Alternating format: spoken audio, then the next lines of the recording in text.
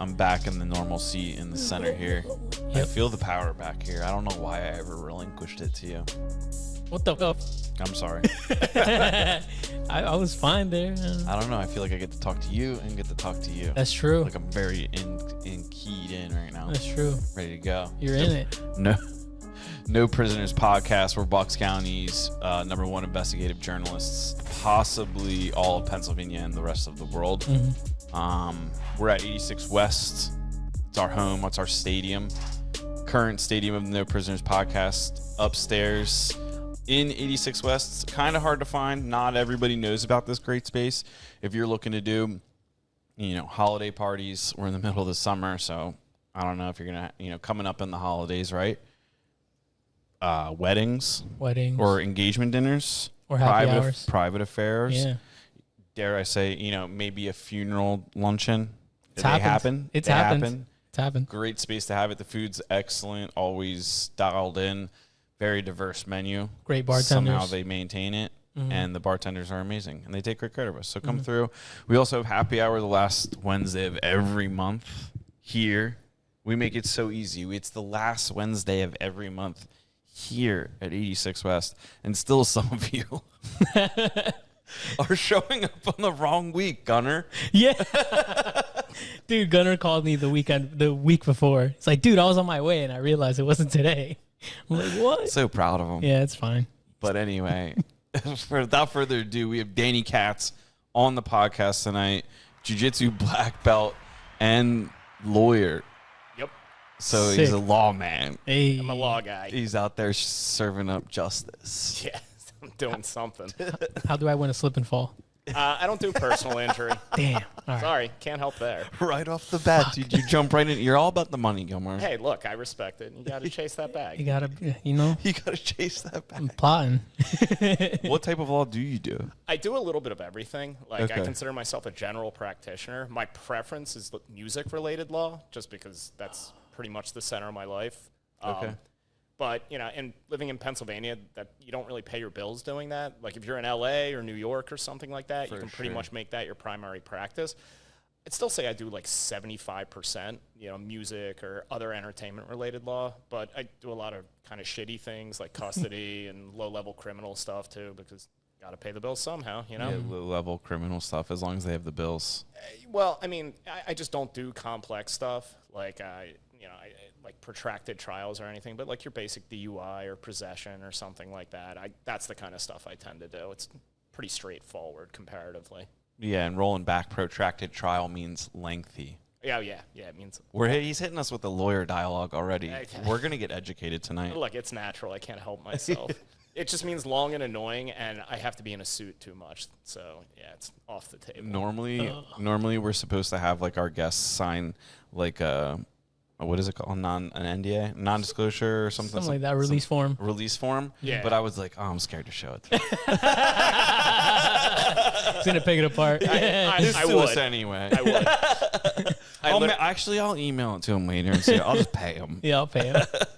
I've literally gone to jiu-jitsu gyms, and they've handed me a waiver, and I've been like, this doesn't hold up in court, man. Like, this is worthless. I'm not going to sign it. And they were like, well, how do you know? And I'm like, Are people receptive when you hit them no, with that? they get really mad about it, but it's funny for me. So, I mean, I always end up signing it. I just like giving them a little shit first, because why not? That's really funny because I deal with contracts sometimes for what we do with like construction and real estate and stuff. And when a customer has the means to like hire a really, really good lawyer, or they're friends with one, and they're like, oh, we're going to have our friend look over this contract. I'm like, go for it. Like, let me know what's wrong. Right. I'm like, this is only going to save me the next time I have to send this Yeah. out. Like, every time I get a contract back, I'm like, oh, that was good. That is nice wording right there. Thanks for the notes. That was clean. Thanks for this free lawyering. Yeah, right. So do people ask you for lawyer advice a lot? Yeah, pretty Yeah. constantly. My favorite is like people pop up from high school that I haven't talked to in like 20-something years, and they'll like, explain like this real serious, detailed problem, and I'm just like, I can't help you. Like, or they expect a free favor because I don't know, they bummed me a cigarette when I was 16 or something. Like, Yeah. I got kids to feed. Nah, not gonna happen. Yeah, they try and blackmail you with you. Be like, I'm gonna tell your mom you smoked when you were 16. Like, do it. Yeah, seriously. What how long have you been a lawyer? 10 years, almost exactly. Like 10 years and like maybe 2 months or something like that. Did you know from the beginning you wanted to pursue the media type law, or what? I don't know what that feels called. The music entertainment arts, law. Entertainment law. Yeah, just because before that I was in touring bands and I ran a record label, and I go to shows as much as I possibly can. Back before I had kids, it was every week at least once. So I always kind of knew that would be the field I wanted to go in when I went into law. But I also knew that I'd have to do other stuff because, again, I did an internship for an entertainment lawyer and then interned for a record label. And they were both like, don't expect to make any money doing this. And it's like, well, I don't like that. So I guess I'm going to have to do other stuff too. Yeah. That's really interesting. I think it's lawyering or being a lawyer is very, very much like the trades. It's almost kind of like a trade in a way where you can kind of apply it to so many diverse areas that it makes you very, if you diversify the right way, you can like make money doing anything, it seems. Oh, for sure. I mean, in a sense, like take during COVID, for example, during quarantine, like everybody was trying to figure out how to make extra money when they couldn't go to work. I had a flood of people just starting LLCs for their various like creative endeavors and things like that. You got people that their 9 to 5 is completely disrupted. Well, their bills didn't go away, so they had to figure something out. So I like doing that a lot too, like starting businesses for people. Yeah, so you'll set up an LLC for somebody. We're starting LLCs on the regular, so we might need to talk. Well, let me know. Yeah, I do that. I do the contracts, and if there's licensure with the state that's required for whatever they're doing, I normally guide them to do that. And I don't know, it's kind of gratifying for me to see somebody have an idea and turn it into more than an idea, which is kind of what I like about doing entertainment law too, protecting the work of somebody. Yeah, that's a definite way. I've never really thought about being a lawyer in that sense of starting a business. You're kind of protecting them from a lot of mistakes. Oh, yeah. Where people look at lawyers a lot more negatively than they should. Like, do you I feel don't that know way? about should. I think lawyers are shitbags. Okay. That's why I'm a solo. I cannot stand other attorneys. I have one really good friend who I've known since I was 8, who's an attorney. But other than that, I don't have any lawyer friends. I'll go to court. They'll try to make small talk with me, and I'll just wish they would stop pretty much immediately.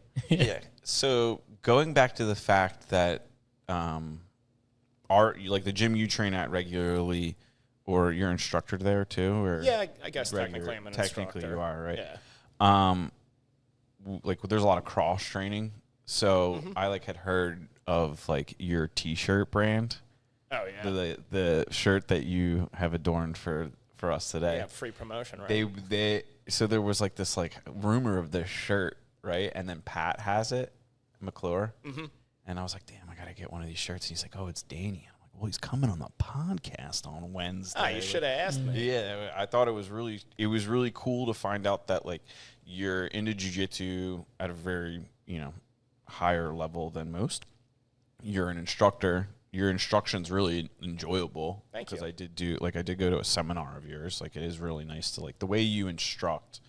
I can see how you're also probably a very successful attorney, or like very successful in helping people. Just like you have like this directness to you that's very simple. And like watching like people digest like leg locks and heel hooks and things like that, something that's thought of as very complex because the average person doesn't understand like anatomy. Like, Right. I don't understand how a knee works, but like Me either. jiu-jitsu has taught me about all this stuff from like destroying, Yeah, reverse engineering it. So it's really cool to sit down with you and kind of just the closer we got to today, the more and more I was like, wow, there's so much to talk about. Because I found out from Pat, like you were into the music side of lawyering. What goes into, or like what are the types of people that are coming to you in that world?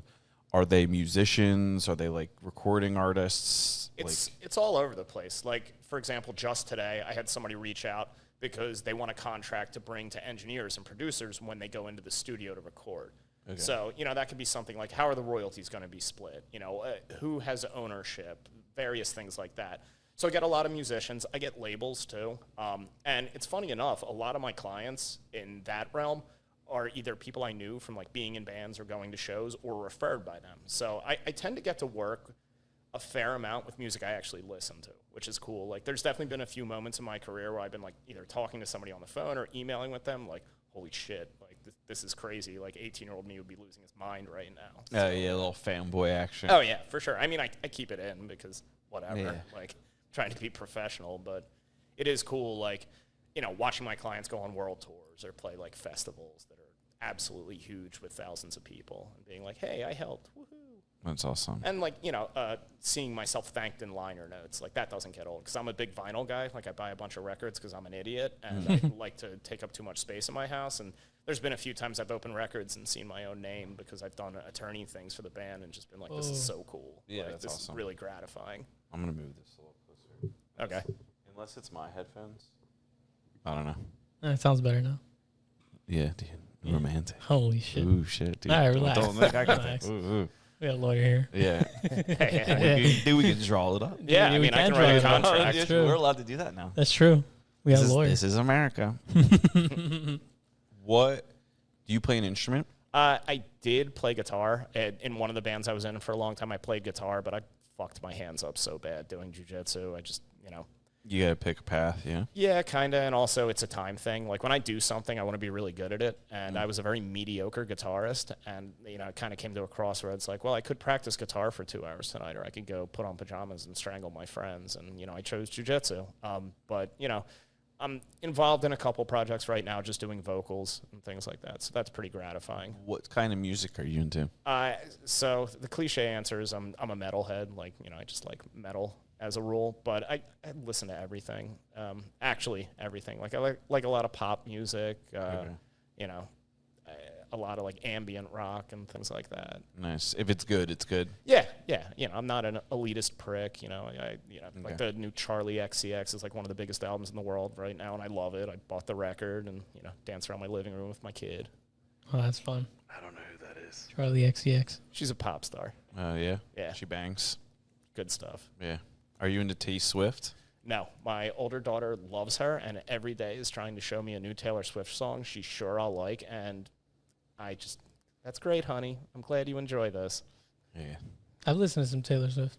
It's, I don't know. There's some songs that are whatever and some songs that are decent. Yeah, you know, that's Yeah. fair. I don't think it's completely without merit, but I just Decent, though. Who can't wants do to it. be decent? Yeah, I don't know. And you have eclectic taste, so if, like, you think she's decent, she's not that good. No, I think I don't know. I think she represents something nice for the kids and for people that have seen her grow up and be this person that she is now. So not the lyrics on the new album, man. For the Yeah. first time in That's my what I was going to say. Yeah. I was like, I just recently started trying to explore the hype to understand it. it's rough. Yeah, that's why I'm, like, looking at you. Like, are you sure you're... well, what I meant is sorry, the kids that listened to her when she was starting out and now they're now adults and now they're listening to her music as an adult. That's fair. And she's being an adult. So I think they have built this relationship or this thing to follow her along her journey. So I think that's why they mean so much to her. I mean, why she means so much to them. Dude, she's the tip of the spear. She's Yeah. the Delta Force of the ladies' world, Yeah. I guess. Yeah, man. If you like it, that's cool. But don't push it on me. I'm like, I'll listen to Taylor Swift, sure, but Yeah. it's not my thing. She's no drill rapper. That's what I'm saying. Yeah, she's not She true. ain't out there slashing. Yeah, no, She's not standing up in the streets for that music. She's not standing on business. You know what no, I'm saying? dude. She's just crying. She's making a lot of money, I guess. Though. She is making a ton of money. She's crushing. Dollars per tier, insane. Dude, she's nuts. Like, whatever tears she has shed to get to where she needs to, perfect. Yeah, Yeah. It's paid off. If she had a chance to do it again, she would. Yeah. Do it, not change a thing. Yeah. Do it all Oh, exactly definitely. the same. Yeah, it's crazy because she re-releases things and changes them up just a little bit and people eat that shit up. Well, that's actually an interesting thing because a lot of what that is she's getting the rights back to her music. So she's able to make it sound how she originally wanted it, supposedly. I mean, really, it just feels like a fucking cash grab, but, you know, because the fans eat it up. Yeah. But, that's an interesting case. I think she won back the rights. I didn't look too much into it, but... if I was about the clicks and about the views, I totally would go in hard on the Scooter Braun Taylor Swift thing and be like, lawyer breaks down Scooter Braun. That clip would get 1 million fucking views right now, and you know that. Yeah. I feel like if I do it, I'm Sell out. Sell out. I'm a sellout, out, dude. Lawyer with mustache. I mean, he's got on the mustache. This would kill. Lawyer with mustache. They'd be like, we could also title it, be like, Metalhead Unpacks. Yeah. Like, It embarrassed me to even call myself that because, man, metal culture is just a bunch of embarrassing children for the most part. It's bad. what about, so like break down like metal for us, because to me there's like, okay, so like I'll throw a band out and you tell me what the genre is, right? Lamb of God. I would just call them metal. They're just metal. Yeah, they're just generic metal. Yeah, terrible. Your grandma's band. metal. Yeah, awful. Yeah, grandma's metal. Yeah. Oh, dude, some of their songs are like I feel like, I don't know, like you're just like you would just commit mass murder to some of that music. It just doesn't make any sense. God damn. Just like muerto. Yeah, I'm just like, dude, what are these lyrics? I don't know. Why is metal? Why was it created? Yeah. Well, I mean, the easy answer is it's all thanks to Black Sabbath. And the reason being is there is a note that's called the tritone that was considered the devil's note by the church for a really long time. And Black Sabbath was the first band to like really commercially popularize use of the tritone. If I knew music theory a little better, I could explain it. But essentially, things started getting heavier from there. You got them, you got like Iron Butterfly and Blue Cheer that kind of cranked the distortion on their guitars. Eventually, somewhere along the way, harsh vocals came in, all the screaming and stuff. And then slowly but surely, metal's gotten like more extreme into all these dumb subgenres and such. Yeah, it's all about the music videos. And some of them, like some of the music videos, I'm like, are we doing it for the music, or are we just trying to like take a bath in some fake blood right now? See, I'm a big dork. All the bands I really love are so non-commercial that there are no music videos. There's, like 13 followers on Spotify or some shit. All right, then what is like, I think the band's called Polyphia or like something like that. There's just like, they have some just crazy, just guitar metal. If there's no vocals, is it still considered metal? Yeah. I think you can have all the hallmarks of metal without, necessarily having vocals. I don't know them. I'm not familiar with them, but there's instrumental metal. I certainly think for at least me, it detracts from my enjoyment if there's not vocals. Yeah. But people like it. What does anyone else in your immediate family train jiu-jitsu? My wife and my older daughter. Okay. How many daughters do you have? I have two. Two. Yeah. All right. One's 2, one's 8. The 2-year-old's not training yet? No, I mean, she's fucking up. Slacking. Slacking, dude. We're going to have to put her on the path. Although, funny enough, like, she'll be walking around, she will jump on my back and put hooks in, and I'm like, yes, you're watching. Good. Yeah. And then she falls off then you and, just like, take the fucking ankle. white belt. Yeah, right. Calls you a white belt. Oh, man. Called the baby a white belt. Yeah, baby's a white belt. Yeah. He's a purple belt. I know. I've trained with Dude, him. yeah, he spotted me out, dude. He's like, you're a purple belt. Yeah. And I'm like, you're right. I know some things, but absolutely nothing at the same time. That's funny. Yeah. Purple belt's a weird belt. That was my favorite, actually. Why? I did super well competitively. I was tapping black belts pretty regularly. Like, I felt like a world beater. And, like, plus I was younger, so my body wasn't a total mess. And it was before I had kids, so, like, I was competing every weekend. Like, it would be, like, go to compete Saturday night, go to a show. That was, like, my life at that time. Yeah. And, it was cool. I had a lot of fun. It was when I first started, like, really dropping in, like, other places, too, and, like, meeting more people in the community. It was a fun belt for me. And plus, there's expectations. Like, you can't be total dog shit, but you're not, like, oh, that's a black belt, like that stupid fucking reverence that black belts get. So, if you made a mistake, it was like, well, you're not perfect yet. It's fine. Yeah. How long have you been training? I started training almost 15 years ago. Okay. How long ago did you get your black belt? I got my black belt in 2020. Oh, Damn. Deadly year. Yeah. Yeah. Very recent. Yeah, pretty recent in the relative scheme of things. Yeah. What is like the most what's like the most rewarding case or client or situation that you've helped somebody out like legally? So one of my best friends was in a really, really ugly custody dispute, and long story short, we won. And, you know, like the subject of the case is basically my nephew. Like, I've watched him grow up. This was a number of years ago, and, you know, he's still one of my closest friends. So, like, you know, I see kind of every time we hang out, I'm like, hey, I did this. Like, you know, not all of it, but, you know, it's nice to know that I, like, helped out in that case. Because I do tend to personalize things maybe a little more than I should. Like, you know, a lot of lawyers are able to be like, well, at the end of the day, it's not my life. And, like, I can be like that to an extent, but I also have this crazy imposter syndrome about everything I do. So, like, every time I do something successfully, I'm like, yeah, I'm not a moron. Hooray. So, like, you know, there's a degree of personalization in every case I do. Oh, good. I'm not alone then. I think that's normal. Yeah. I guess so. I think if you don't have imposter syndrome to a degree, you're overly cocky, you know, like, or maybe you're not doing anything hard enough. Right. You're just, I don't know, stacking blocks or something. Stacking blocks. Yeah, stacking blocks. When you go to court and you have a suit on and other people have suits on, does it like, do you just see the gi? Like, do you just be like, I can choke you, dude? No, because I hate the gi. You hate the gi? I hate training it. I have not trained. I'm actually later tonight going to be, but I haven't really trained in the gi for like 5 years. What is it about the gi that keeps you out of it? Well, first, originally, like, I fucked up my right hand really bad, so I had to do no gi. Like, I couldn't grip lapels at all. And then my game kind of adapted more for no gi, you know, what with the leg lock stuff and, you know, being a smaller guy, because I used to compete at like anywhere from 135 to 145. I just hated how bigger guys could just hold me down in the gi, like grab a lapel and stall. And I just found it super boring. Actually, up until purple belt, most of my competing was in the gi. And then, I don't know, switch flipped. How'd you mess your hand up?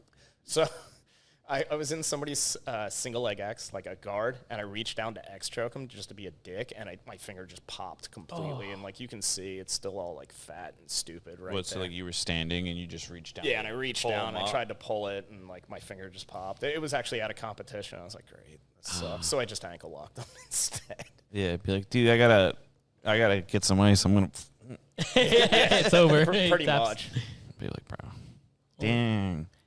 Yeah, that's I'm 36 now. How old are you? 40. You're 40. Yeah. So you were still competing at brown belt at like my age? Yeah, I mean, I just competed in March of this year. Competition has definitely like shifted as far as a priority for me. Like, you know, it used to be this thing I felt like I had to do, I needed to do, but now just with a family and like getting older, I'll take a match if it's compelling and it works out for me. But you know, with my schedule, it's hard to find something. And like, I don't want to just like go do a Naga or a Grappling Industries unless like I'm really itching to compete.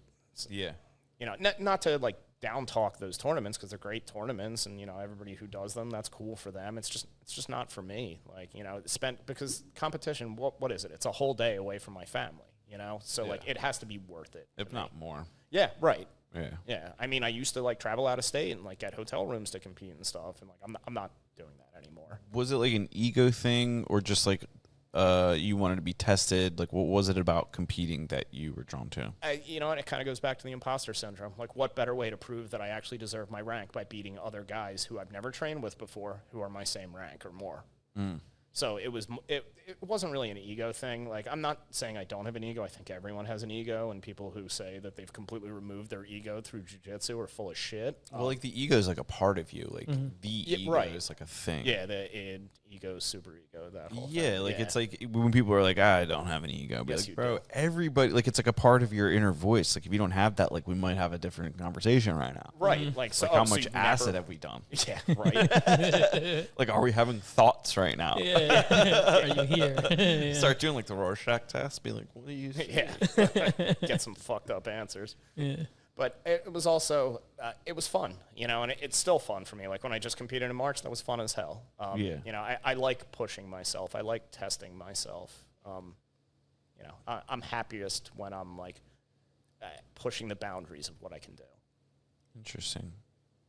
What where do you practice law?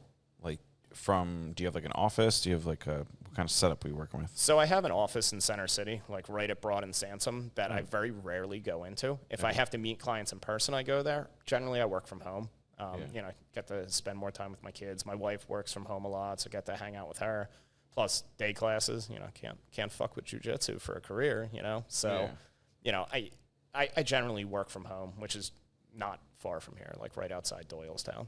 How important you were talking earlier, like you started cross training more when you were a purple belt. How did that impact your growth in the game, and like how did it like accelerate your, I think ability? it was super eye-opening that, each school, like, people kind of have a style in a school when they've all been learning from the same instructor.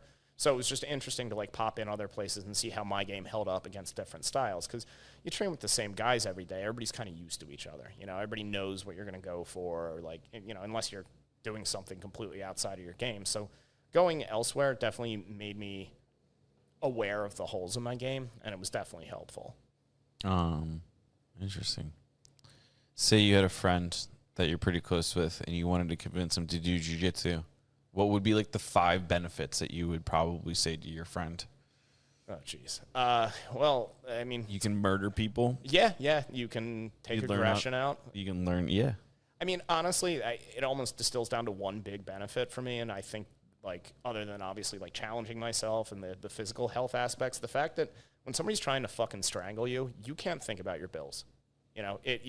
It's the primal survival instinct that happens anytime like you're rolling with somebody and like you're threatened, and it's kind of like a vacation from real life. And I think that's better than any 5 I could crap out. That's so true. There's been times in my life, and I'm sure times in everyone's life, that have been really, really shitty, and I've gone to jiu-jitsu, and just for like that hour and a half period, it's a vacation from it.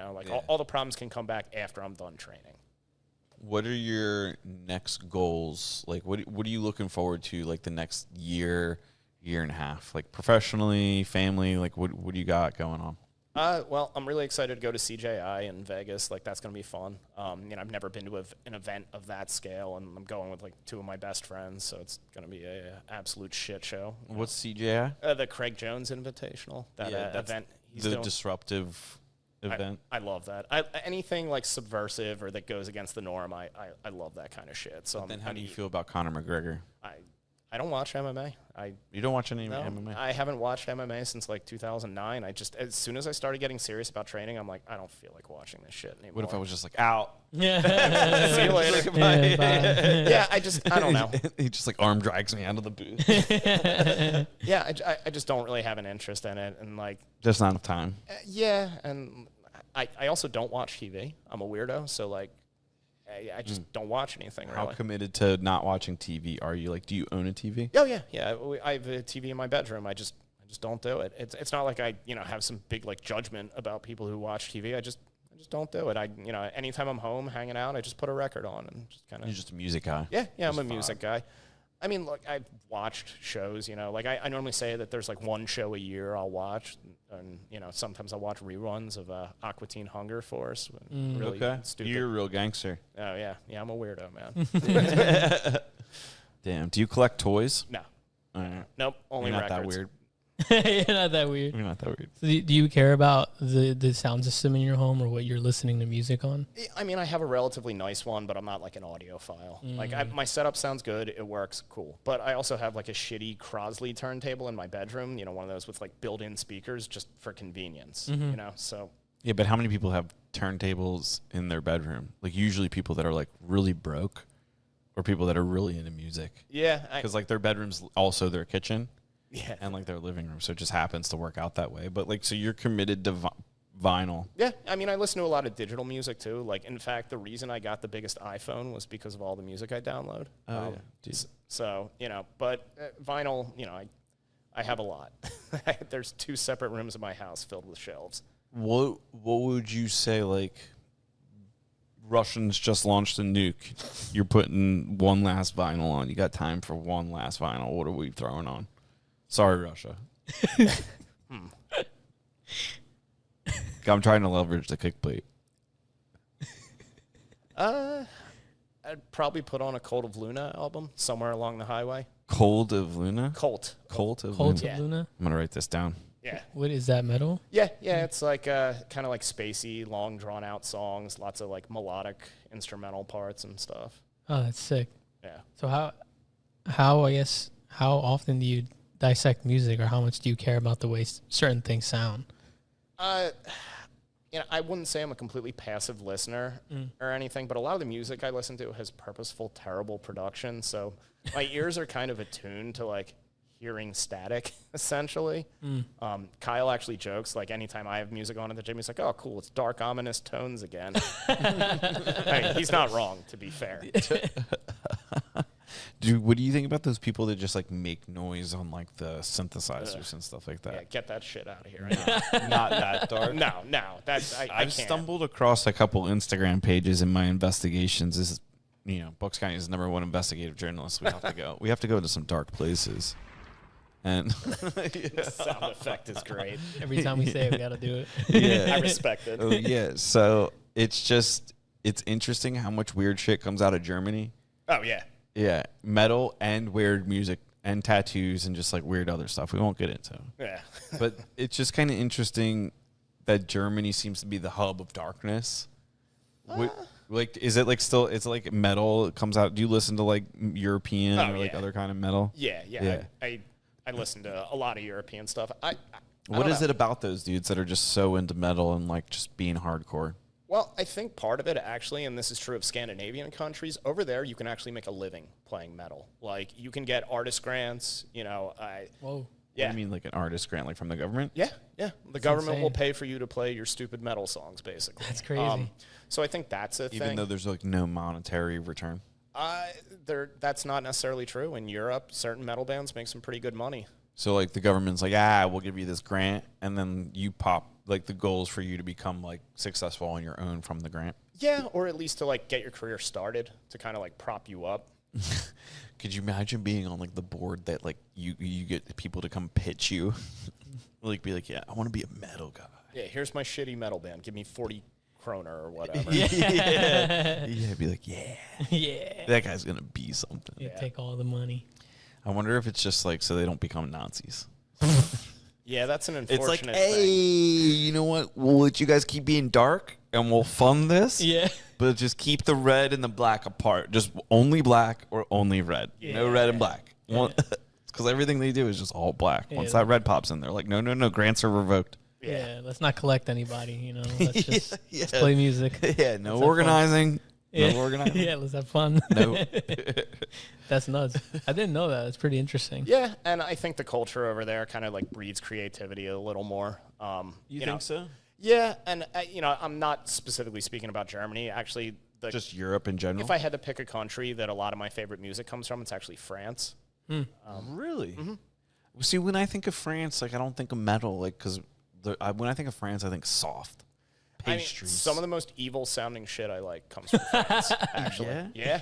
Evil sounding shit. Have you ever heard of the band Rotting Christ? Yeah, I love them. Yeah. Yeah, they're fucking great. Their early stuff's amazing. Yeah, so I got introduced to them because my brother just got out of the military like last week, literally. And he was in like a unit or whatever where they would have to like hype up before like dropping in from helicopters and shit. And that's what they would listen to. It's a good choice. I'm like, dude, what do you guys listen to when you're like rolling in for a raid or like battle or shit? He's like, actually, Rotting Christ. And I was like, what? And we put it on, and it was just like, I remember driving on the Newtown bypass, and it was just like, oh, duh. I was like, yeah, dude, I would fight this lady in a minivan. I like their early stuff a lot. They kind of got shitty as it went on. A lot of times you'll see like metal bands are like, commercial success sounds better than eating ramen again. So, they kind of soften. And I think that's kind of what Rotting Christ did. Yeah. What do you think about like metal's obviously kind of like associated with like darkness? Is there any like time where you're like happy-go-lucky? Do you have like happy-go-lucky metal? Oh yeah, I mean I'll listen to the darkest, most evil sounding shit. At And my like, happiest, and just like folding lunch, like skipping around, picking flowers and shit. Yeah. Yeah. What is it like? What happened to you?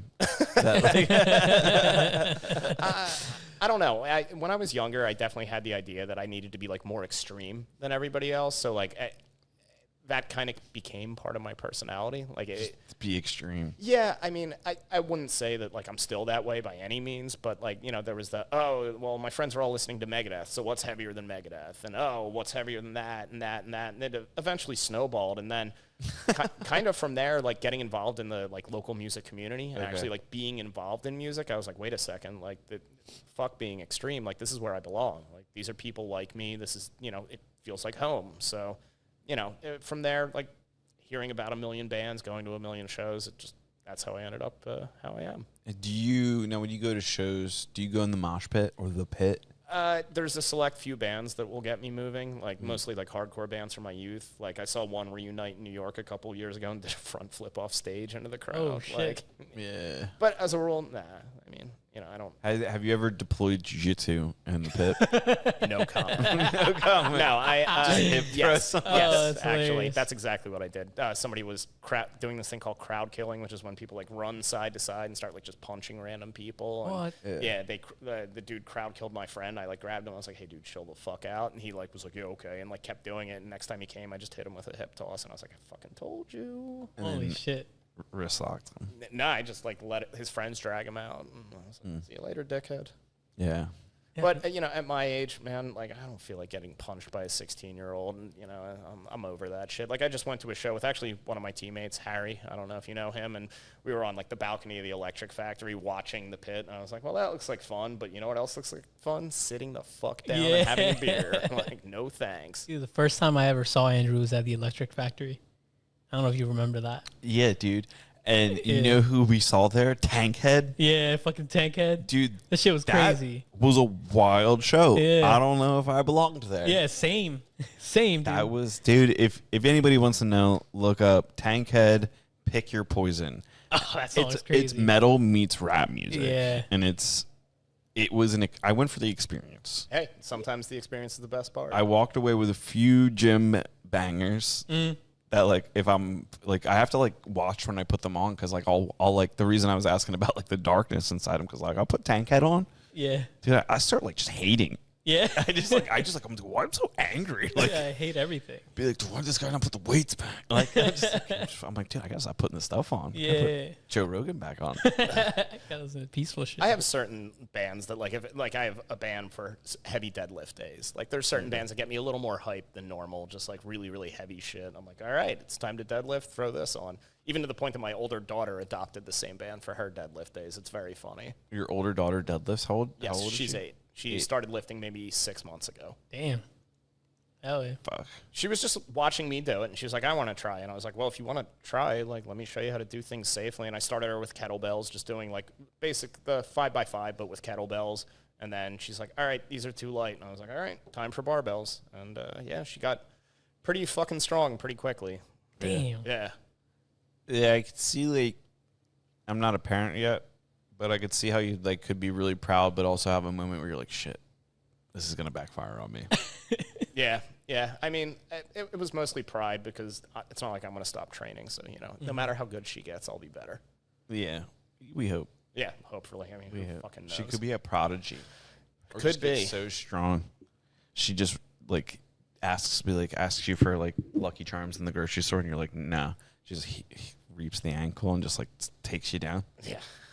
and then you gotta defend. I mean, it is funny nowadays because, like, sometimes when we play fight, like, she'll go for a legitimate jiu-jitsu technique, and I'm like, wow, this little fucker's going to hurt me. I got to stop her. Like, Yeah, I kind of think it's a little bit like when people get chimps. oh, yeah. And then they're like, oh, they're cute babies. Like, kind of getting the kid is kind of the same thing. I would argue that chimps are a little stronger than children. Yeah, and they rip people's faces off. Like that. Sometimes. Yeah, these Alleged. things happen. Alleged. Yeah, that's true. I don't want to defame chimps. Say my chimp ripped someone's face off, and I called you to represent me. What would you say? Number one, you're a dipshit for owning a dangerous animal that's probably against the law, so I don't think I can help you. Number two, if you move your money to the Cayman Islands, you can probably get out of this scot-free. Whoa. Okay. That's not real legal advice. Disclaimer, I'm kidding. You should never hide money. That's very illegal. Crime is Yeah, bad. This is bad. Yeah. Crime is bad. Chimps are bad. I don't even know where Cayman is. Yeah, where's Cayman? Don't know. Are chimps illegal though? I'm pretty sure. Like at the minimum, you need some like special monkey permit or some shit. Monkey permits. And I'm actually not very well versed in monkey permits, so I can't be helpful here. All right, dude. Music, yes. Monkeys, no. Yeah, no, monkeys don't know anything. If you could, this is a question we've asked people fighting caliber before. If you could shrink down, or like you could fight any animal you want, and you could go to their size or them to your size, what animal would you tussle with? Gorilla. You would fight a gorilla. Yeah, I mean, if we're the same size, like you're talking about like same relative strength and everything, yeah, closest to human. No, I'm not saying relative strength. Oh, well, then I'm fucked. I don't know, probably.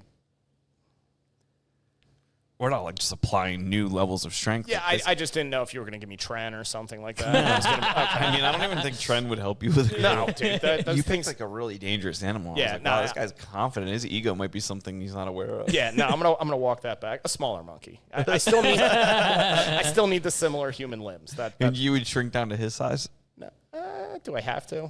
If I have to, yeah, sure. Okay, yeah, it's a size thing. All right, I'll fight a chimp. Let's go. Yeah. You would look really wild at like 2 feet tall, though. Yeah, yeah, that would be cool. That'd be wild, yeah. He moves so fast. Have you thought about your answer at all? And would you update it? I don't know. What did we say? Giraffe? And yeah, John said giraffe. He said and giraffe. it broke the internet. People got Yeah. very upset by that answer. Yeah. Why'd they get so upset? There were so many comments. We stopped reading them. We made a reply video. On TikTok, it like blew up really big and got out of control. Does everybody know this is a hypothetical question? And Yeah, well, so we followed it up very quickly with a video of like a baby giraffe coming out of like a medical unit with like a broken leg. oh god, Yeah. And then him talking over it. So people thought like we actually like followed up and like, so like people are dumb. what do they think? You just have giraffes on hand, like in the streets of Doylestown? We are Bucks County's #1 investigator. That's true. I guess if anybody knew where to find a giraffe, it would be you guys. Yeah, we would get to the bottom of it. Yeah. Yeah, we're I'm flipping, gonna have, it sounds like I got to get rid of this chimp. we're flipping giraffes. Wait, who said that?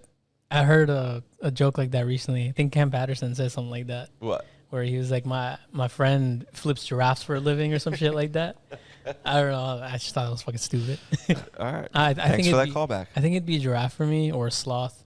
Yeah, the sloth still. That's one we did hold on to. That would be pretty easy. I Yeah. would think. It'll Yeah, you move would fast. tune up a sloth. Oh yeah, I would definitely kick a sloth's ass. If Yeah. any sloths hear this, Honestly, let's go. I think if a sloth got up to my size, it would be even slower. Oh yeah, for sure. Yeah. I mean, but are they slow or is it a choice to be lazy?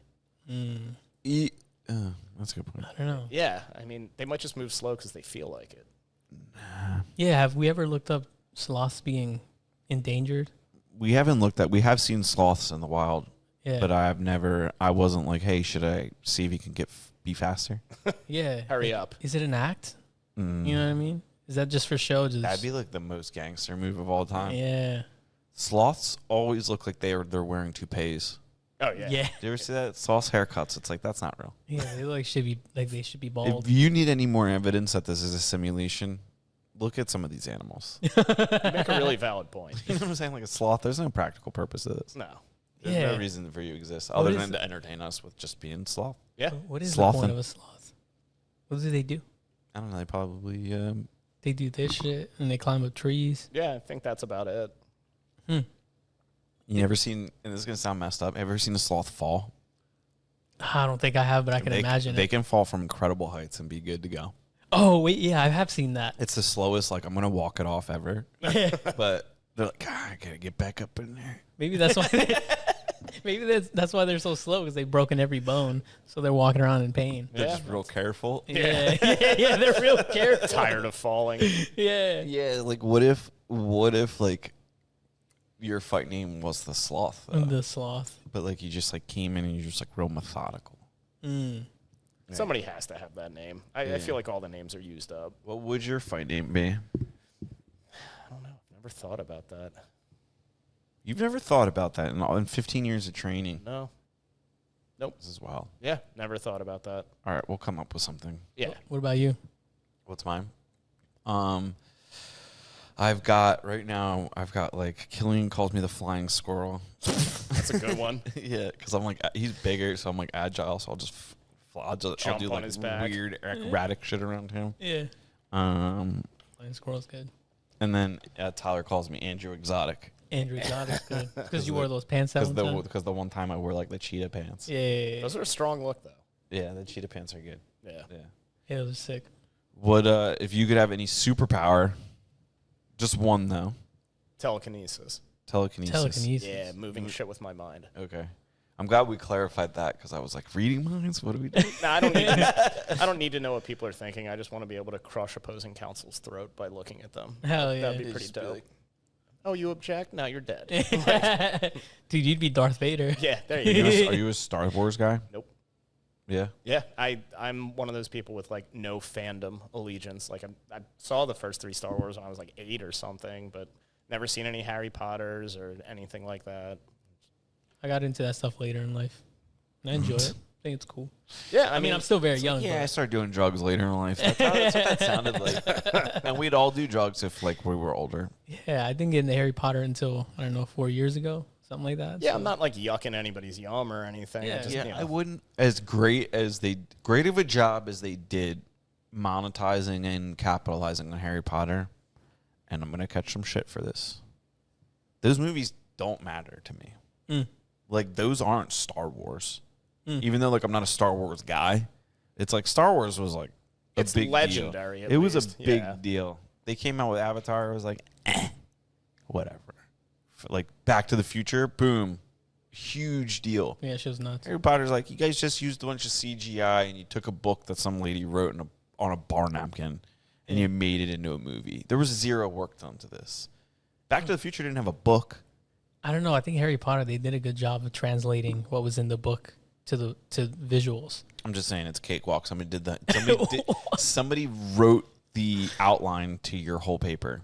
Sure. Yeah, that's a valid point. Sure. You know what I'm saying? Back to the Future was an original idea. Like hoverboards don't work on water. Somebody was like, dude, this is what he'll say. And the was like, what? That's an amazing, like, think about that. But I got to give Harry Potter credit, man. Because the casting was perfect. The way you read it in the book is almost exactly how they do it in the movie. I'm like, damn, that's impressive. Because it's very easy for that to go wrong. Do you think Daniel Radcliffe, like, other than his, like, do you think he's like, oh man, I'm just the Harry Potter guy? Like, do you think he's proud of that?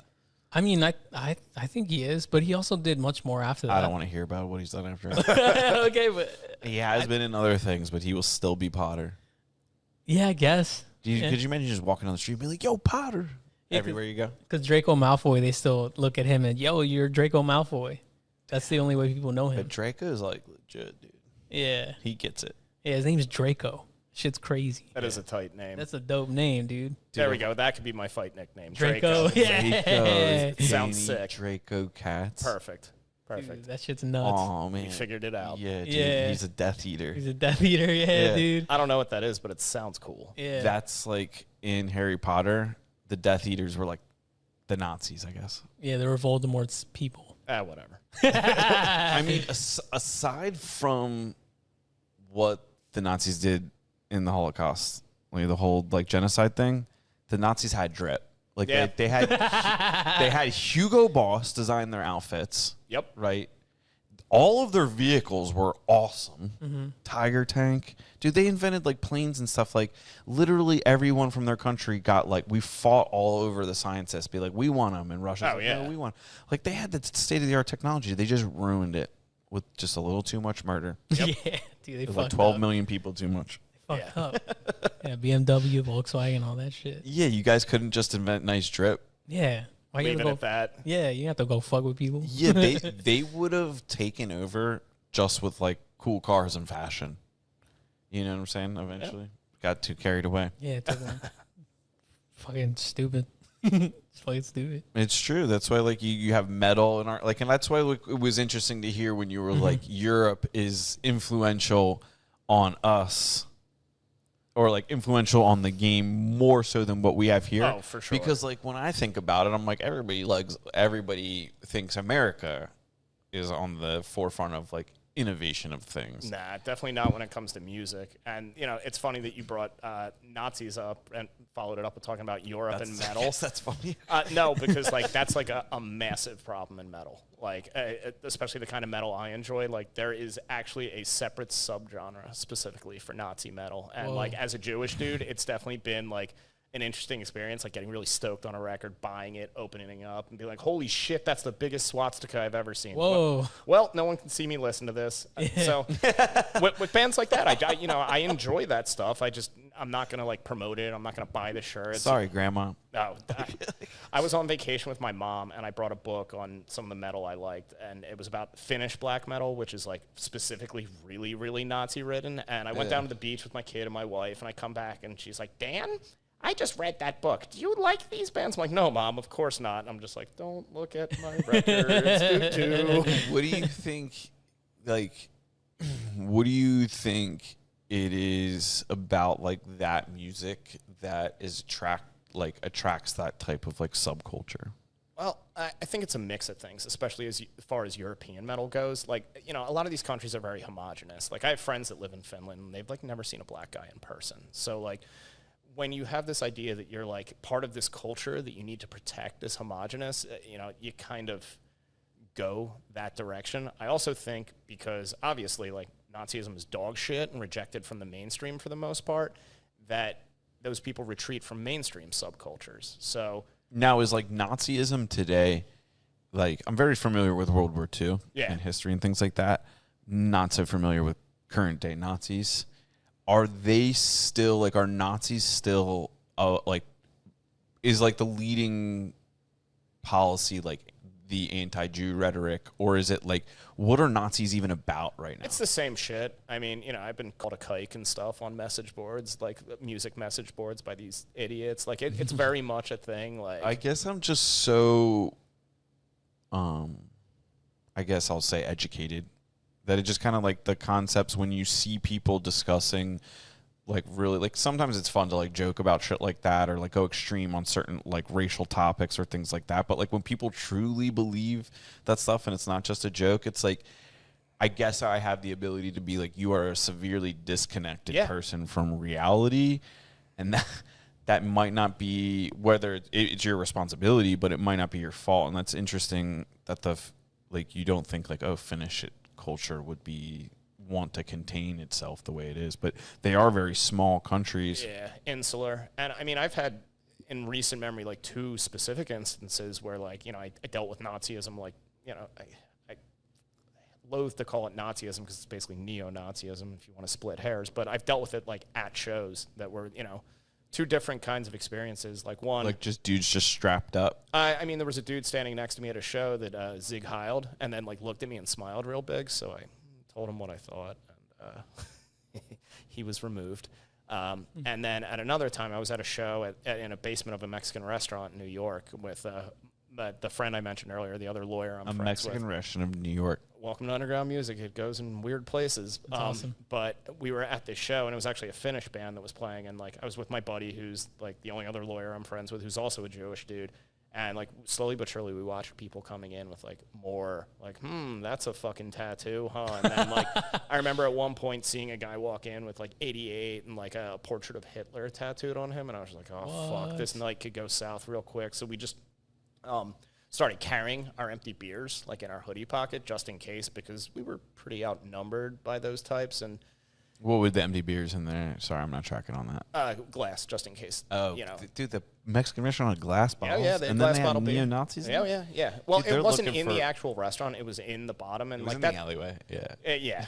It was in, like, the basement. It was in the walk-in beer fridge. You see that with a lot of shows. Like, the venues aren't traditional venues. Like, that's where you get, like, your VFW shows, your church basement shows. Like, that's the kind of music world I really exist in. So, like, the idea of it being in the basement of a restaurant wasn't super outlandish to me. But, yeah, it was definitely kind of a sketchy scene. Nothing came of it, fortunately. But now, when you look at, like, those, like, the neo-Nazi or Nazi subculture in America, being that you're on the front, we could make you our honorary correspondent for hardcore metal, and I know way too much and can talk way too much. we might have to hire you as our leading correspondent. Yeah, we're gonna. But what do you think it is?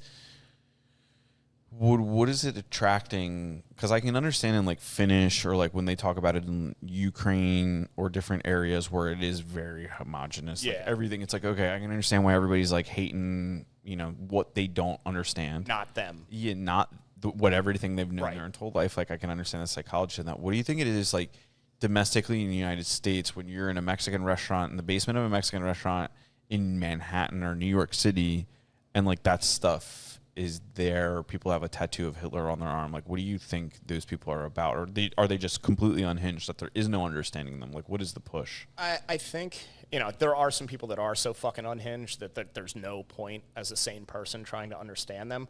But I think what it comes down to is what attracted me to underground music kind of holds sway there too. Like, there's nowhere else for them, maybe they were horrible in school, shitty home life. There's a lot of things that could make them feel like they didn't belong anywhere.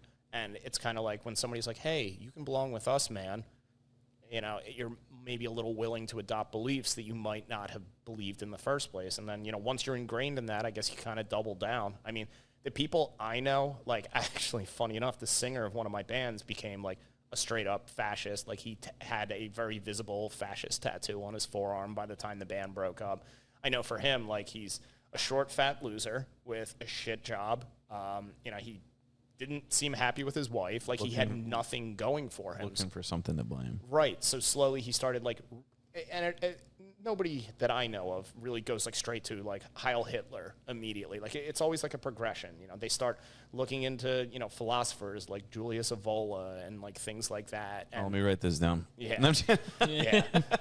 But, like, it always, like, starts there and then slowly but surely becomes like, hey, more of these beliefs make sense to me. I have a place I belong. All these problems in my life, well, it's the fucking Jews causing them or it's the black people causing them. And then it's like, hey, let's network with other shitheads that feel the same way I do. It sounds like it's that pamphlet would be called How to Heil. Yeah, pretty much. Yeah. So what is in metal culture? Because, like, jiu-jitsu, there's not a lot of politics. No. And, like, in other subcultures that, like, we would, focus in on has, like, there are extremes to them. Mm-hmm. Like, there is politics. Like, you have, like, liberals. You have, like, what's the right-wing ones? The Proud Boys. Like, you have different things like that. Does metal or does that subculture are, like, their politics involved? Oh, for sure. I mean, there's basically two in the music world I exist in. There's two diametrically opposed subcultures. You have NSBM, which is National Socialist Black Metal, which are the real Nazi shitheads. And then you have, on the other side of things, RABM, Red Anarchist Black Metal, which is like the communist anarchist dudes. And unfortunately, and I can't believe I'm admitting this on air, RABM is absolute trash. And it's unfortunate because they put the politics before the music. And a lot of these Nazi... So that's the first one. The first one, what are they again? Sorry. NSBM is the Nazi dudes. RABM are like commies and shit like that. Okay, and, so they're just like super liberal. Yeah, and it's just like crazy politics before songwriting, and I fucking hate that. Like, I always say, like, I'll listen to anybody. Like, I'm not trying to make friends or be influenced by the music I'm listening to. I'm just trying to enjoy it. I'll listen to anybody if they can actually do it. And unfortunately, the anti-racist guys tend to be pretty fucking bad at black metal, specifically. Fortunately, in, like, the punk and hardcore, I like the prevailing sentiment is like, hey, fuck Nazis. So, like, at least I have that going for me when I go to shows. But interesting. So, like a very mainstream band, System of a Down. Mm-hmm. They're very preachy. Yeah. They would fall into that category of kind of like the communist metal. Yeah, or not really? Or are they more like too mainstream to be considered? They're too mainstream. Like, I'm talking specifically about like so a like small, very underground. Yeah, like a small subgenre of metal, essentially black metal, like a very specific sound. Kind of like fractures into those two things. But there's also a lot of bands that are apolitical. They're just like, hey, we want to play music. We don't fucking care. Just want to make you guys feel angry. Yeah, exactly. All right, interesting. What if you could do anything? Would you be a world-class jiu-jitsu fighter, or would you be like a metal rock star? Jiu-jitsu. Yeah. I've played shows. I've gone on tour. I'm all good on that life. Yeah. Okay. It's just not for me. Like, I remember waking up on tour in Boston one morning being like, fuck, I got to get my yogurt and my Quest bar and, like, figure out somewhere to train before we play this show. And, like, all my bandmates were still, like, half asleep, like, pissing in 40 bottles. And I'm like, yeah, this is not. Okay, so but if you could be successful on, like, we'll say Taylor Swift's level, I still wouldn't want to do it. Wouldn't do it? I'm too introverted to deal with crowds and have to, like, give fan service on a daily basis. Like, towards the end of my like career as a touring musician, I started like playing shows facing my drummer, like facing away from the crowd, because I was just so sick of people. Like I was on stage for me. I wasn't doing it because I like wanted people to watch me. It was like a catharsis thing. So yeah, I wouldn't be able to deal with being the rock star guy. I have friends who are like killing it, like playing 30,000 person fests in France and shit, and like they're having fun, but I could never do it. Would you like if you were to retire someplace, where would you retire to? That's tough. I really like Puerto Rico a lot, but I also would feel like a piece of shit gentrifier, like being like, hello, I'm white guy here to... Someone's got to do it. Yeah, well, it ain't going to be me. So, I don't know. If I had all the money in the world, probably like Venice Beach, Santa Monica, Malibu, something like that. Yeah, I like it there. Damn, just straight California. Yeah, I love California. Okay. Do you like being laid back? Yeah, and I don't know. I like the weather. I like the beach. I like legal recreational weed. There's a lot of appeal there. Okay. And the jiu-jitsu's really good out there.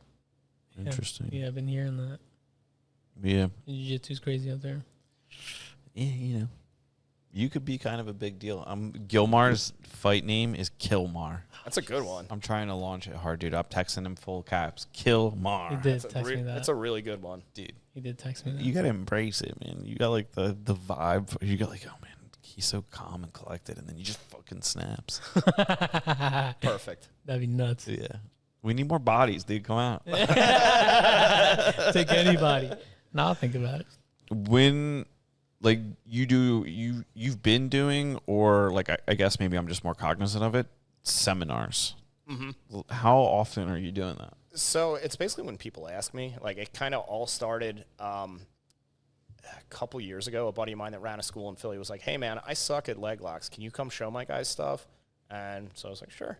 And then a friend of mine that lived in Chicago, same thing. And then I just slowly but surely, people have been asking me. It's not something I actively seek. Like, I'm not out there like, hire me for a seminar, because honestly, mostly imposter syndrome. I'm like, what if everything I show is trash? And they're like, I know all this and it's bad. What if the purple belt beats me? Right. Yeah.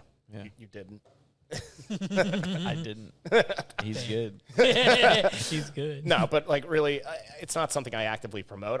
I'm happy to help out. Honestly, for me, it kind of comes back to the whole community thing that I keep talking about. Like I really am a firm believer in giving back to the things that have given to me. Okay. So by doing seminars for people I know, or even people I don't know, it's like, hey, I'm, helping people move forward deeper into their love of jiu-jitsu. What kind of like philosophies do you personally think benefit kids in jiu-jitsu, and how old do you think kids should start training? I think 5. It also depends on the kid, because some kids are really immature 5-year-olds. I think the main thing that at least I try to get across to my daughter is that, like, it's going to be hard. You're going to be dog shit some days, and it doesn't matter. Like, do this because it'll help keep you safe. It'll help keep you healthy, and hopefully you enjoy it. But I think for kids, above all else, enjoyment needs to be the goal, because kids aren't going to do things if they don't enjoy them. Like, I started training with my kid over quarantine using these DVDs that are like Train With Your Kid or something that BJJ Fanatics put out, and it was all just games. Like, to teach an arm bar, they had you put your hand up like this, like a snake, and you had to kill the snake or something like that. So it was fun. It was like silly, but it was legit technique. So I think that needs to be the big thing. Like they have to have fun. And I got to see these tapes. They're on BJJ Fanatics. They're pretty cool. Probably make me a better teacher. You teach the kids class? I don't teach anybody anything. Lucky. I teach dirty moves. Those are the best ones. Yeah, like I teach like knuckles and neck. Just fucking just grind. I'm like, dude, your top pressure shit. Get that elbow into my face. Stuff like that. Like I had top pressure. Yeah, that's if like people's pressure has gone up, it's because I'm like, dude, you need to hit them harder when you dropped in like this. Good. They need that. I'm like, you're too soft. I'm the same way. A lot of times when I'm teaching, I'm like, all right, so this is the way you probably know this. Here's the shithead way to do it, and it's just like a slightly meaner way. There's definitely been times that I've taught things. I'm like, hey, don't do this in the gym. I'll only really do it to the kids that are like, I've had it backfire on me. So now I won't say always. This is like a more recent thing I had, like fist pressure and like push in the face and things like that turn into like fast face pressure. Could have been a punch, and I looked at him and was like, did you just punch me? or was that face pressure? And it was just like, oh shit. And I'm like, all right, so we got to scale this back and be more cautious with who we're teaching this shit to. Yeah. Teaching it to like the young teenagers probably not a good idea. It definitely backfired on me. It was extremely fun. My wife trained until she was like 8.5 months pregnant, and like wow.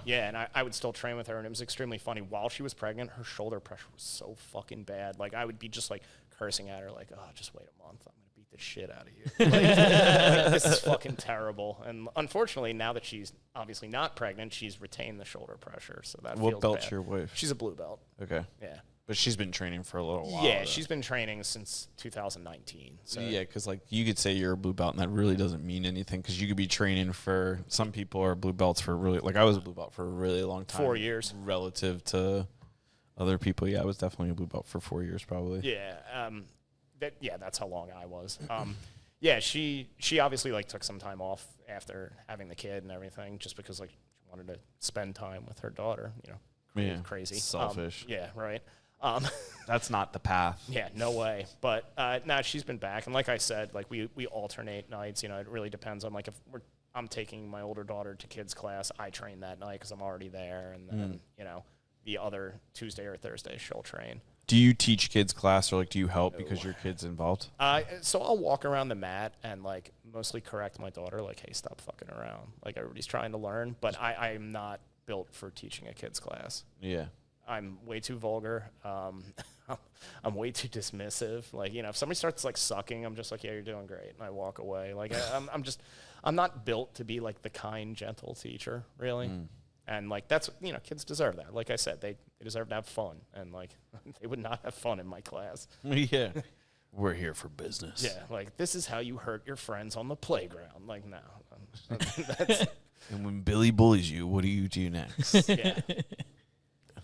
Drop his ass. I mean, I've definitely run through those sorts of scenarios with my kid before. Like, hey, if somebody pushes you, what do you do? And like, you know, she shoots a double. I'm like, there you go, good. And what do? You fall them to the ground and harm them. Like, Just goes like head and arm choke standing, just goes right to the ground. yeah. Kid didn't know it hit him. He just was just like, oh no. Well, I remember we were actually Kids, when you watch kids train, Yeah. sometimes it's great. They'll put each other in the moves, and then the kid just like goes down, Yeah. just, Oh, like, yeah. just disappears from frame. Yeah. And you're just like, the kid just lit that other kid just roll through. Oh, yeah. Like, you didn't put him any defense. Yeah. But he's just looking up, and the kid's if you're like distracting type person, like if I come in, like Evan does a good job of keeping like everybody like off the mats now. Right. Because they'll start like watching you. And I'm like, dude, focus on the choke. Right.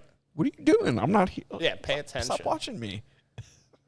One time I took my daughter to a birthday party, and like her and one of her little friends, I think she was like 6 at the time, were just like playing around, and like the kid was like started to play rough with her, and like my kid arm dragged her and got to her back, and I was like, yo, Eve, no, chill, like calm down. Like I was just like, oh shit. And of course the kid's mom's fucking standing right there looking at me like, guy wearing jiu-jitsu shirt, what's up? And I'm like, oh fuck me. Like, She does. If you were wearing this, she doesn't know that's jiu-jitsu. She just thinks you're a Nazi. whatever. I'd be the first Jewish Nazi. It'd be a distinction. That's actually. I think there's probably a Jewish Nazi out there. Before there's you. there's got. You know, there's one that was Some like, fucking dork. I'll just switch sides. Yeah, right. Who is David? That's actually why I picked this brand name, because it merged a jiu-jitsu thing and a metal thing that unless you know what one of them is, it just looks like, what the fuck is that word? At Evan's event last weekend, I saw the shirts and I was like, Yeah, I saw them too. Yeah, I was like, Yeah, that damn. made me happy to And see. I was like, whose shirts are these? Well, look, after the podcast, you know, Yeah, we'll work out something out an arrangement. Yeah, I'll have my people reach out. Yeah, please do. What does it say? Heel hook Cult. cult. Yeah. This is fashion, Gilmore. It's dope. Gilmore's our leading fashionista. He Oh, actually knows about fashion. So Yeah. sometimes I'm like, what's this look like? And he's like, oh, another black T-shirt. Good job, buddy. What? I would never say I know that. you're thinking it. No, dude, you look good. Black is my color. Yeah, like- everybody's color, really, for the most part. Yeah. I actually like white shirts best. I'm an outlier in the metal world. I constantly look for bands that put out white shirts and find very few, but White shirts, huh? yeah, I like white. Yeah. Honestly, it's because my wife told me, I really like you in white. So I'm like, every band who makes white shirt, I order right now. Yeah. I thought he was gonna like. I'm glad he like recovered with like his wife said it because that's like that makes sense because I thought he was gonna hit us with like a white is right, and I was gonna be like, buddy, you're sending mixed signals here. Buddy. Nope, like, nope, I thought we were. none of that, I don't know where we're going. I'm on the other team. I thought we were- Firmly on the other we were team. black metal. Yeah, what are we on? Yeah, we're very on the other team. Yeah, the Cobra's sweet. Yeah, I Yeah, looked this. Is That's that the Saga logo. Saga. that's what I was gonna Yeah. ask? Is that like Yeah. is this your first shirt? This was my first shirt, and I kind of like, wanted to include something with basically like the rash guards were what were designed first. And I was like, well, something from Saga needs to be on it because like I want to be competing in it. I want my guys competing in it. So. So that this was a rash guard first. Yeah, the rash that guards would were be sick. designed first, and yeah, they sold out super fast. And then I was like, well, like how far can I take this? Which is kind of my mentality with everything. When I have an idea, I'm like, starting to see that. yeah, like I'm just like, all right, this is my initial idea. I want to see how far I can take this. So the first drop did really well, and I was like, I'm going to sponsor my friends who compete a lot. And Did you see how the light just came through the window onto him? Yeah, it's very beautiful. angelic. weird? Yeah, that was beautiful. Magic. That was Yeah. really weird. That was cool. No bullshit. It was fucking weird. Yeah. Yeah, we called people like that builders. Yeah. People that just like, and it's not like I'm like a literal builder. So in Right. the beginning it was a little confusing, but like Gilmar builds. Like like people, we like to like hang out with people that are building things, whether it's, bands, jiu-jitsu career, like they're just like constantly like no matter what they're doing, they're like also doing this over here. Like they Yeah. can't stop creating. That's definitely me. We should call them creators, but that word was already taken. Yeah. Yeah, and we're trying to reinvent ourselves. I respect that. Yeah. So what do you have? Like, do you have something next for the shirts? Like, do you have anything lined up? Yeah, I have a batch that's almost done right now. Like I got the apparel, but I don't have the no-gi stuff. I've got a full drop of like hoodie, shirt, beanie, and full no-gi kit, like a rash guard and shorts. And my main thing is like I have some guys I sponsor that are like regular competitive athletes, and also some guys in bands that also train jiu-jitsu. My goal is basically, again, to give back to the community to like offset competition costs, offset the cost of gear, like hook people up, and also like, merge the two things that have given so much to me. Like, It allows you to have a toe in both worlds. yeah, and like obviously there's a lot of goofy shit about metal, and there's a ton of fucking goofy shit about jiu-jitsu, but at the end of the day, like both have given me a lot, so it means something to like be able to give back. So, that was kind of my goal with the brand, like merge the two things I love and give back somehow. And so far, so good. It's been really cool to be able to like hand my sponsored athlete shit and like be able to tell like, oh, that's cool, man. Thanks. I'm stoked. So the goal really isn't to like make money per No, se. I The don't give goal a is fuck. kind of like to hoard resources and then redistribute that money to people, that are competing or Yeah. your friends. I mean, basically my mentality as far as the money goes is I just don't want to lose money. And Yeah. like so far so good. So as long as I'm not losing money, the fuck do I care? Like I have a job, I don't think monetizing passions is a good way to keep it as a passion and a lot of the time. And yeah, I think we need to remember that sometimes. yeah, and that's another reason why I wouldn't want to be like a rock star or anything like that, because I fucking love music. I mean, the whole day when I'm working from home, I have music playing. I probably listen to like 8 to 10 hours of music a day, and if I were to have to do that for work, I mean, I just see what my friends on tour deal with. Even if they're in a band they love and they're playing good shows, like Eventually it does become a job. yeah. And I mean, and I also see with my career, like, the shit I have to do for musicians. Like, I've dealt with, like, bands breaking up and people fucking hating each other over it. I mean, the last band I was in broke up really, really badly, too. And, like, I don't talk to two of the members at all anymore. And, that's just, I don't want that to be my whole life. Like, when my band broke up, I was like, oh, well, bummer, moving on. I won't be playing, 5-10 shows a month or whatever I'm doing. But if that was my whole life, like, that would be shattering. Like, got to start over. Mm-hmm. Damn.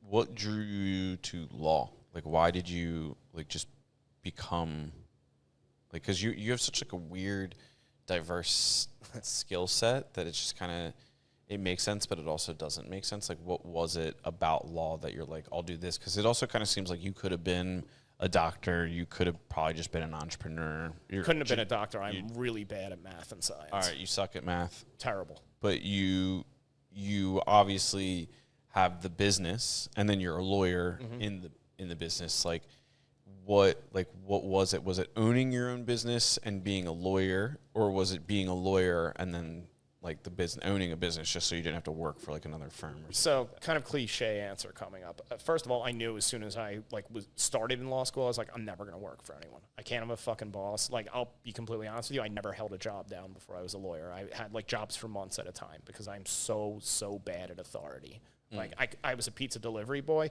and I couldn't even stand doing that because pizza delivery man. Yeah, right. I mean, I was pretty young at the time, but anyway, like I just can't. Were you bar mitzvahed? You were a man.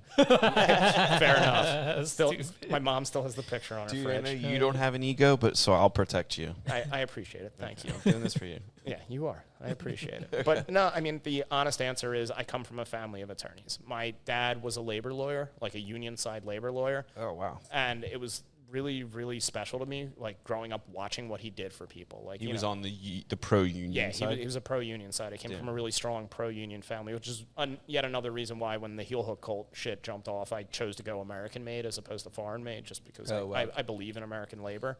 Okay. So all your stuff's, the fabric is from the United States? Yeah. Yep. Oh, wow. That's not an easy feat. No, it definitely costs money, but fuck it. Whatever, man. Like, I want to do this the right way. But my dad was the kind of lawyer that, like, wasn't the stereotype. Like, he wasn't a prick. He was helpful. Like, he actually, like, made sure people had food on the table. And, like, that meant something to me. And I wasn't good at anything else. Like, I just had no idea what I was going to do. Like, I went to college for criminal justice and literature. And, like, I definitely wasn't going to be a cop because that is very much not me.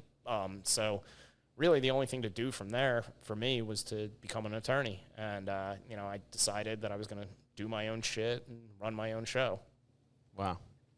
That's awesome. Yeah. That's actually like a really good reason to be a lawyer. Yeah, I really looked up to my dad, so like him doing that, I was just like, all right, you know, that's for me. I can do that. And like I just knew he would come home from work not feeling like a piece of shit, feeling like he had made a difference, feeling like he had helped. And you know, that was worthwhile to me. And I get that feeling a lot too. Like when I, you know, negotiate like a difficult custody dispute and like I guarantee my client time with their kids or something like that. I'm like, you know, I'm a helper. And I was actually just talking to my older daughter about like the concept of like being a helper, that like everybody has a choice pretty much. Are you going to be a helper or a herder? Like, are you going to make this world like net better or net worse? And like for me, it's important to make it obviously in my small circle, because I'm not changing things globally. I just to make things better.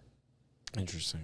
Yeah, you said you had a label as well? Yeah, I ran a record label with one of my best friends for like, I think 7 or 8 years. Mm-hmm. But when my first kid was born, I was like, well, this is a money sink. Sorry, dude. Let's just be done with it. And quite frankly, there was a lot of other frustrations. Like getting records pressed, I don't know if you know anything about that, is incredibly expensive. And it delays happen all the fucking time. And every time somebody like Taylor Swift decides to press a record, it throws the plants back like months and months and months. So like, whoa. You know, you have these people like waiting for a record, sending you emails every day, like, what the fuck, where's my record? And it's like, bro, I can't speed the plant up. I'm just some shitty label pressing 300. You know, somebody else just pressed 10,000. Like, they don't care about me. Oh, so record label, did you actually sign artists and do these things, or it was? Yeah. Oh, so you did it all. Okay. Yeah. We would get vinyl pressed through a broker. I didn't actually. Okay. Yeah, I am so technically inept. It's not even funny. Like changing So a you're light talking bulb. about like old school record label, meaning like if I have, say I'm a drill artist and I put on a mean rap, I come to you and you would put it on a vinyl. Yeah, vinyl, CD. We did digital stuff too. But So you would manage my Spotify account? yeah, Or how's that work? Yeah, what we would do is our artists would give us their songs to put them through a digital aggregator to get them on streaming services. But one big thing for me was we never did deals where we own the music, which is the standard in the industry. They're called masters deals, where they own the actual recordings and the songs. What we would do is we'd be like, hey, listen, you know, we're going to do a deal. We're going to press 300 records. We're the exclusive online realtor of those records. Or retailer, not realtor, Jesus. And, you know, we're going to give you 50. You can do with them whatever you want. Just don't sell them online. Let us be the only people that sell them online. Once these copies are gone, or you want to do a repress, if you want to go with us again, cool. If not, best of luck. Like, that's it. So we were very, like, hands-off. And it was cool because, like, I made a ton of friends all over the country and, like, some in Europe from putting their bands out, you know, on tape, CD, or vinyl or something. And it was a really cool experience, but running a label fucking sucks. It's not fun. I recommend it to absolutely no one. If you want to have money, if you want to have time and not be aggravated at people, don't do it. What do you Can we think? get No Prisoners podcast on vinyl? Yeah, right. That'd be crazy. Get this Hours episode of on the bullshitting. vinyl. Yeah, get this episode on the Hey, vinyl. dumber things have been pressed to vinyl. Yeah, that's interesting. Yeah. It'll be like, listen to us absorb other people's knowledge for hours on end. Yeah, right. What was it that made it? Was it just working with, I guess, musicians, or there's a lot? What made it difficult? Well, I'm customers more than anything. Musicians for the most part were pretty cool. There was a couple people we worked with that I have a lot of really negative feelings about after the fact, but as a general rule, everyone was great, and like a lot of the bands were great. It was just really cool to be like, again, going back to the community thing because I'm boring and seem to harp on themes. It was cool to like create a community of people and like give back. Like, hey, your band rules. Let's get you heard by more people. Let's get you some tour support. Let's get you physical copies of your records so you can hold it in your hand and be like, I did this. And that was cool and really meaningful. Mm-hmm. Yeah, building communities is important. That's something Andrew and I learned when we first started doing the networking events. I think probably the podcast was like the start of that. Yeah. It was kind of True. apparent that I was like, wow, it's like everywhere we go, we kind of know everybody in this area. That's awesome. And then it was just kind of the happy hour idea was, I guess I just was kind of itching to do the next thing with the podcast. And I think we were eating lunch on like a Saturday or something like that. I'm like, this is what I want to do. I was like, we just need to have regular events. That's cool. And I was like, I don't know what that looks like. I'll just call. I'll just call 86 West. And the owner hit me back at like 7 a.m. in the morning. Like I emailed. I was just like, I wake up really early and just start doing shit. Yeah. So I just sent an email into the website. And the guy called me at 7 in the morning. I was just like, yeah, dude, whatever you want.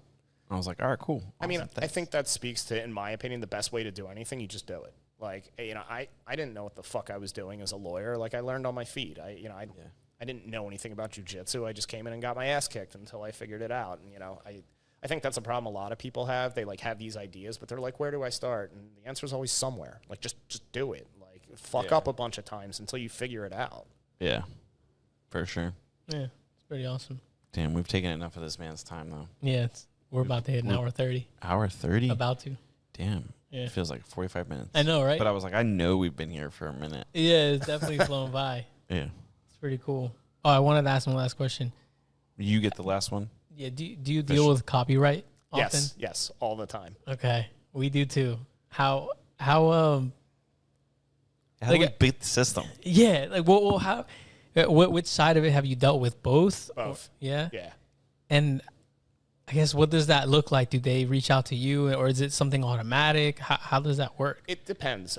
There are certain automatic things like I mentioned digital aggregators earlier, the people that like get music on Spotify and such. A lot of them have content ID, essentially algorithms that like pull things off the internet. Like, if you were to right now, So it just crawls the internet for like, and looks for what that song or audio, that code. Essentially. So like if you were to right now play a Taylor Swift song, there's probably a content ID that is going to flag this and remove the song or make you take down the whole podcast episode. We will not be playing Taylor Swift. Yeah, don't do that.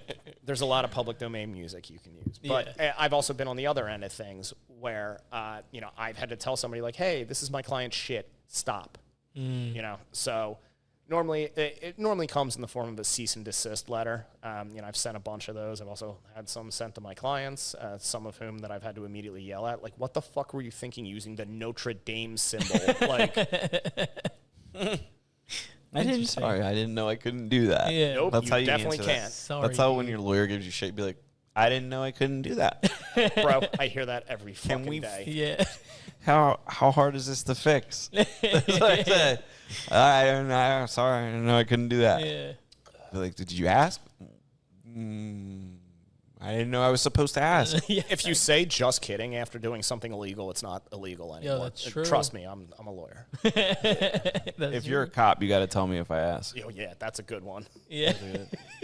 Tell me I about love that. I'm always like, yep, That's you for real. dumbass. Yeah. Last time I What? heard that, it was like at the gym. These kids were like lifting dumbbells too close to the dumbbell rack, and I was like, dude, can you back up? I'm trying to get these weights. And he's like, yeah, would you ask him if he was a cop? And I was like, took my earbud off. I was like, what? What are we doing here, kids? And that's what they were talking about. They were trying to like see if some dude they'd met that was an undercover cop. I'm like, these kids are going to jail. Yeah. I'm like, if that guy's probably not an undercover cop, but these kids are up to something that they're getting caught because they're literally talking about it out in front of like 20 people right now. Like it's no big deal. It's fucking crazy, dude. Watch your mouth, man. Jesus. Yeah, that's awesome. Damn, you got a lot going on. You seem like you're on a very like rewarding journey. So far, so good, man. But, you know, so 40 years has gone okay, I'd say. Yeah. Do you feel gratified or like do you struggle with anything? Or are you kind of in a place in your life where you're just like, you know who you are and you're kind of just like rolling it out now? It really depends on the day, honestly. Like a lot of times I'll sit back and like look at my wife, look at my kids and be like, damn, I fucking killed it. And then other days I'm like, I am terrible. I do not know what I'm doing. How do I be an adult? What the fuck is a tax bracket? Like, you know, so it really depends on the day. And like I said, there's always this part of me that's like striving for more. I think that the part of me that like needed to be more extreme than people when I was younger has kind of mutated into I need to be as successful as possible, but on my own metrics. Like I'm not talking about millions of dollars. I'm talking about pleasing my own like inner desires. And millions of dollars. I mean, look, nobody should not want millions of dollars, but at the same time, that's not really on the priority list. No, I don't give a shit. It's never been that way? No. As long as I can feed my kids, as long as I can buy stupid metal records anytime I want, as long as I can take my wife out somewhere nice to eat every so often, that's all I care about. Yeah. Bills get paid. That's all I need. Damn. This was a really good... We covered some topics. Yeah, we sure did. We went around the world. Topics. Yeah, we went around the world. I should have wore the jacket. Oh, the around the world jacket. Gotta find the jacket. We gotta look for it. It's too hot for a fucking jacket. I have a track jacket that, like, if you took one of those globes that, like, have the you had in class when you were in, like, in elementary school, and you, like, made a jacket out of it, that's what I have. That's sick. You know what's funny? I actually saw someone wearing that at some kind of Fashion Week event. Oh yeah, that jacket is vintage. Back. Like it was brand new, or was it like no? It looked vintage, but you can tell I think it was from Argella or something, so it looked a little newer. But it was basically the jacket you had. Dude, some kid wore my jacket in like '92.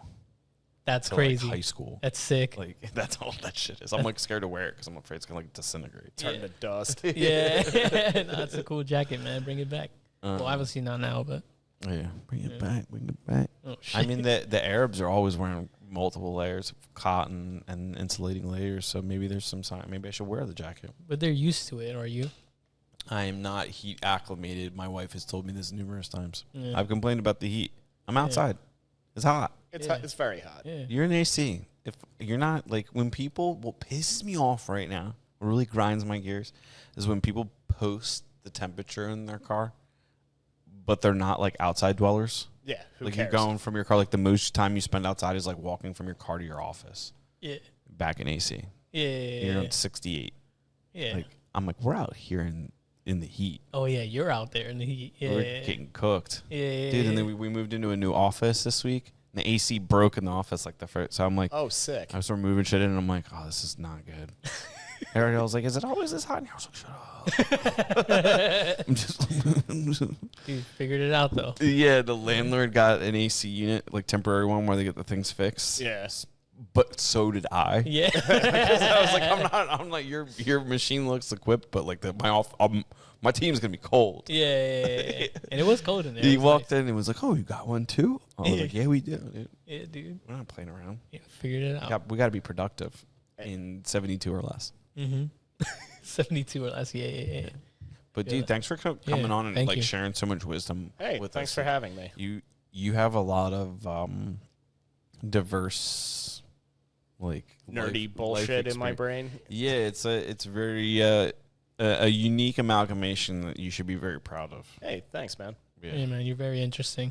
I try. Yeah. I mean, not really. I just but it's hard. Like we have the privilege of talking to a lot of cool people, but it's like rare that you meet somebody that's like as diverse as you are. Mm-hmm. Like usually people are very niche. They have a lot, but they're like, like all of the stuff makes sense. Right. Yours doesn't. Good. And that's what makes it awesome. Yeah.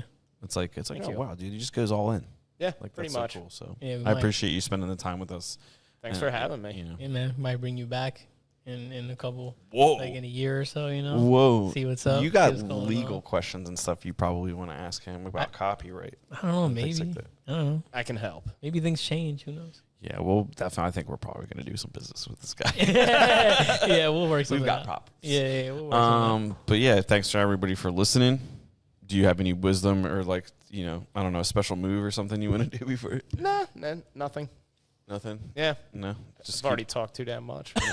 All right. That's fair. Yeah. We'll give them a break. Yeah. But thanks for listening. This is Gilmar, Andrew, and Danny, #1 investigative journalists in Bucks County, possibly the world. Happy hour last Wednesday of the month. Every month. Looking for sponsors always. And yeah, thanks for listening. Thanks for everybody that supports the show.